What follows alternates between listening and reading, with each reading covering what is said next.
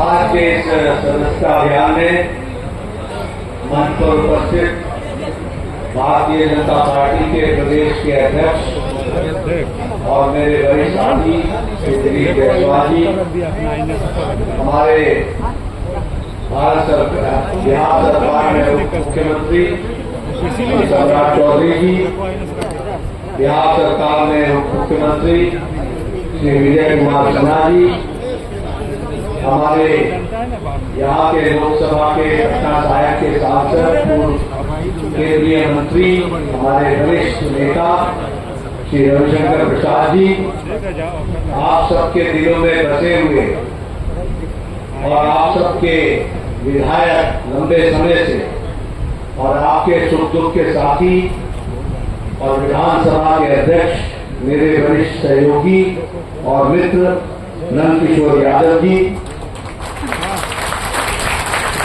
हमारे भिक्खू भाई, हमारे संगठन मंत्री, यहाँ की मेयर श्रीमती सीता साहू जी, हमारे प्रदेश के मंत्री श्री रतन कुशवाहा जी, प्रमोद चंद्रवंशी जी, हमारे एमएलसी अभिषेक कुमार जी, जिला के अध्यक्ष, सम्मानित मंच और यहाँ इतनी बड़ी संख्या में सदस्य अभियान में जुड़े हुए हमारे सभी वरिष्ठ साथी बंधु, मेरा ये सौभाग्य है कि मुझे आज आप सबके साथ सदस्यता अभियान में जुड़ने का, मिलने का और आपके साथ सदस्यता अभियान को कार्य रूप देने का सौभाग्य प्राप्त हुआ है।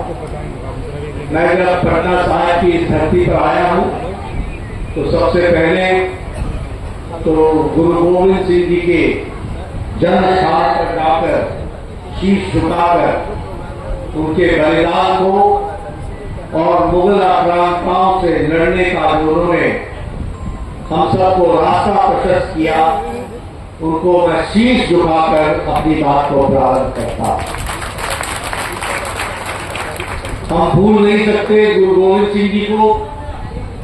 आप सब लोग बड़े सौभाग्यशाली हैं कि आप इस पवित्र नगरी, पौराणिक नगरी पाटलिपुत्रा के रहने वाले हैं, जहां आपको मां गंगा का आशीर्वाद मिलता है और गुरु गोविंद सिंह जी की प्रेरणा मिलती है।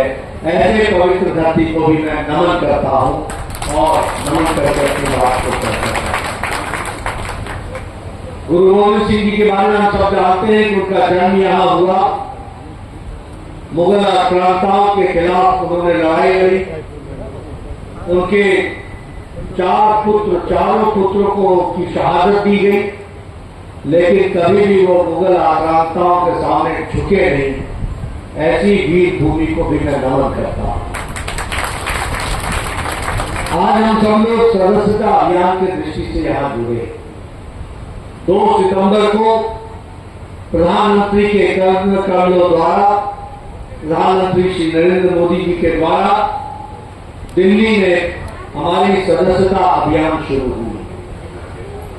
ये एक अकेली पार्टी है जहां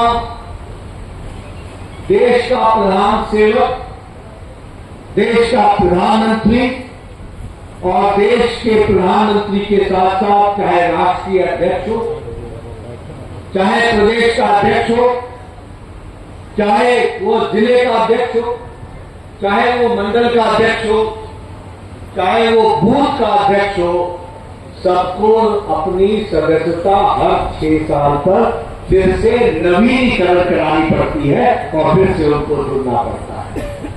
ये किसी पार्टी में नहीं है, ये किसी पार्टी में संभव भी नहीं है।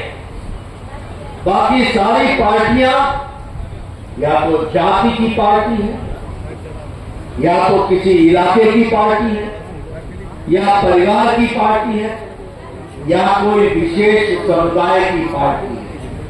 लेकिन भारतीय जनता पार्टी अकेली पार्टी है जो सबकी पार्टी है और सारे समाज की पार्टी है, तो अकेली भारतीय जनता पार्टी। अभी आपने देखा हम लोगों ने एक तस्वीर खिंचवाई, एक ही तस्वीर में। कहीं कोई किसी और पार्टी ने देखा है क्या? जरा जोर से बोलो, देखा है क्या कि राष्ट्रीय अध्यक्ष, प्रदेश अध्यक्ष, जिला का अध्यक्ष, मंडल का अध्यक्ष और बूथ का अध्यक्ष एक साथ खड़े होकर के वह अपनी सदस्यता ग्रहण करता हो, यह संभव है तो भारतीय जनता पार्टी में। हम 18 करोड़ की पार्टी है और इस बार का हमारा लक्ष्य वोट के नवीनीकरण का लगभग 10 करोड़ का है। 1.25 करोड़ से हम ज्यादा हमारे सदस्यता हो चुकी है। हम इसको आगे बढ़ा रहे हैं और इसको आगे बढ़ाने में आप सब लोगों का पूरा योगदान रहेगा, इस बात का हमको पूरा विश्वास है। हमारी पार्टी ने संविधान के तहत जहां अधिकार का समानता है, वही अधिकार के साथ साथ अवसर की भी समानता है। कोई बड़ा नहीं, कोई छोटा नहीं, सबको बराबर का अवसर है।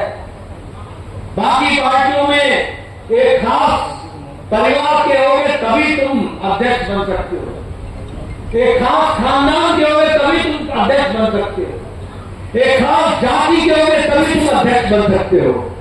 लेकिन यहां पर साधारण परिवार से आने वाले व्यक्ति भी नरेंद्र मोदी जी जैसे भारत के प्रधानमंत्री बनते हैं, ये संभव भारतीय जनता है। आप देखिए मंच पर बैठे हुए लोगों को, सब सामान्य परिवार से आए हैं, सब सामान्य परिवार से निकल करके आज समाज का नेतृत्व कर रहे हैं। और इसलिए ऐसी पार्टी जो सबको समान अवसर दे, इसमें हम सब लोगों को भी शिरकत करना चाहिए और जुड़ना चाहिए। हमारी पार्टी गांव की पार्टी है, गरीब की पार्टी है, वंचित की पार्टी है, दलित की पार्टी है, किसान की पार्टी है, युवाओं की पार्टी है, महिला सशक्तिकरण की पार्टी है, महिलाओं को ताकत देने वाली पार्टी है। बताइए ऐसे पार्टी के साथ जुड़ना चाहिए कि नहीं जुड़ना चाहिए? मुझे बताया गया कि अभी मैंने जब सदस्यता दिलाई तो हमारे सभी समाज के लोगों का प्रतिनिधित्व उसमें था। यानी भारत के समाज का एक छोटा सा गुलदस्ता देखने का मौका मिला तो इस मंच पर मिला। सब तरीके के लोग हमारे साथ हुए और हमें को बताया गया कि हमारे बहुत बड़ी संख्या में दलित भाई भी आज भारतीय जनता पार्टी में शामिल हो रहे हैं। मैं आपको बताना चाहता हूं कि बाकी सब पार्टियों ने दलित भाइयों के साथ राजनीति की, कभी उनका हक नहीं दिया, कभी उनके बारे में चिंता नहीं की, कभी उनके बारे में नहीं सोचा। अगर किसी ने सोचा तो वो भारतीय जनता पार्टी ने सोचा। ये कांग्रेस पार्टी ने तो डॉक्टर अंबेडकर को एक बार नहीं 2-2 बार लोकसभा में जाने से रोकने के लिए हर तरीके का प्रयास किया और डॉक्टर अंबेडकर को रोकने का प्रयास। ये भारतीय जनता पार्टी के समर्पित और समर्थित वीपी सिंह की सरकार थी जिसने डॉक्टर भीमराव अंबेडकर को भारत रत्न देने का काम किया और भारत रत्न को मिला।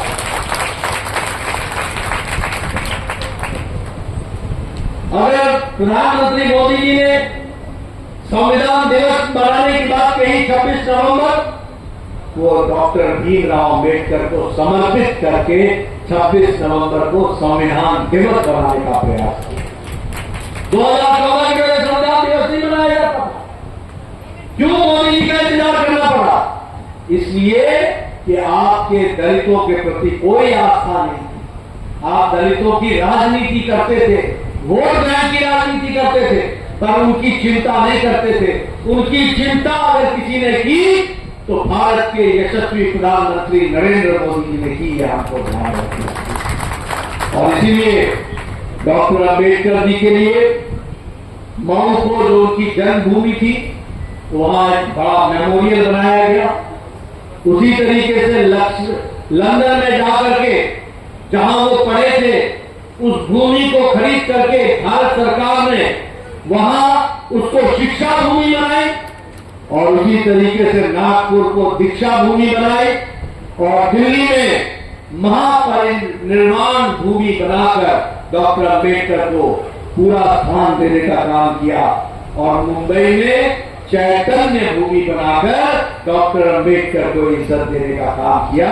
तो भारत के यशस्वी प्रधानमंत्री नरेंद्र मोदी, आज हमारी बीजेपी थी, अटल जी की सरकार थी, जब पहला दलित अध्यक्ष लोकसभा का बनाया गया बाल योगी जी को, वह भी हमारे समय में हुआ। आज 71 मंत्रियों में मोदी जी के 10 मंत्री हमारे दलित भाई हैं, 27 मंत्री हमारे पिछड़ा वर्ग से हैं और 5 मंत्री हमारे आदिवासी भाई हैं। पहले कभी आपने देखा क्या ऐसा? कभी देखा? ये मुख्य धारा में लाने का काम भारतीय जनता पार्टी की है और इसीलिए यह हमारी जिम्मेवारी बनती है कि हम भारतीय जनता पार्टी को मजबूत करें। आपको जानकर के खुशी होगी कि जो प्रधानमंत्री आवास योजना है, 4 करोड़ में 1,77,00,000 घर जो मिले हैं वो हमारे दलित भाइयों को और आदिवासी भाइयों को मिले हैं। 1,77,00,000 लगभग उसी तरीके से अगर हम देखें तो हर विकास की योजना में प्रधानमंत्री गरीब कल्याण अन्न योजना, प्रधानमंत्री हमारे जल जीवन मिशन, हमारे सभी योजनाओं में आयुष्मान भारत, इसमें सबसे ज्यादा हमारे दलित भाइयों को उनकी व्यवस्था करने का काम इन योजनाओं के तहत किया जा रहा है। इसको हमको ध्यान में रखना चाहिए। इसलिए मित्रों, आपका ज्यादा समय नहीं होगा, हमें यह टारगेट 10 करोड़ तक पहुंचाना है। आप पूरी ताकत से लगिए और पूरी ताकत से भारतीय जनता पार्टी के सदस्य बनिए। मैं बहुत खुश हुआ कि आप सब लोग भारतीय जनता पार्टी में शामिल हो रहे हैं। इसको आगे बढ़ाइए। कोई भी इस इलाके का, कोई भी इस बस्ती का व्यक्ति न छूट जाए जो भारतीय जनता पार्टी का सदस्य बनने से वंचित रह जाए। ये हमको प्रण लेना है। बोलिए, करेंगे ना? घर घर जाएंगे ना? और सदस्य बनाएंगे ना? कमल खिलाएंगे ना? और बिहार को आगे ले जाएंगे ना? ये आप सामने देखते हैं ना, पुल बन रहा है, ये बना है। अब आप 10 मिनट में कहां दीघा और कहां पटना सिटी पहुंचते हैं कि नहीं पहुंचते हैं? फर्क पड़ा कि नहीं पड़ा? इलाके का विकास हुआ कि नहीं? जमीन की कीमत बढ़ी कि नहीं? इलाके का महत्व बढ़ा कि नहीं? ये सब विकास की नई कहानी कह रहा है और इसलिए भारतीय जनता पार्टी को मजबूती प्रदान करना आपका और हमारी जिम्मेवारी है और मुझे पूरा विश्वास है कि आप इसको पूरा करेंगे। आपने मेरी बात बहुत शांति से सुनी। आपका बहुत बहुत धन्यवाद। जय भारत, जय बिहार।